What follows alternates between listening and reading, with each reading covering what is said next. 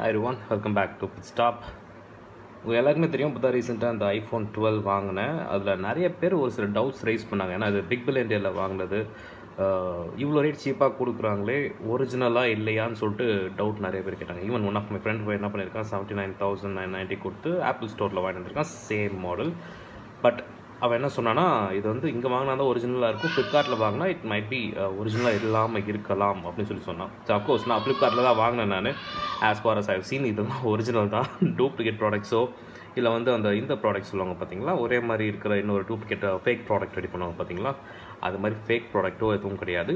Original iPhone தான். So நீங்கள் தைரியமாக வாங்கலாம். ஈவன் நான் கூட ஐஃபோனோட கமெண்ட்ஸ் ஃப்ளிப்கார்ட்டில் பார்த்து நான் நிறைய பேர் வந்து டூப்ளிகேட் கொடுத்துட்டாங்க, அது மாதிரிலாம் ஏதோ போட்டு வச்சுருந்தாங்க.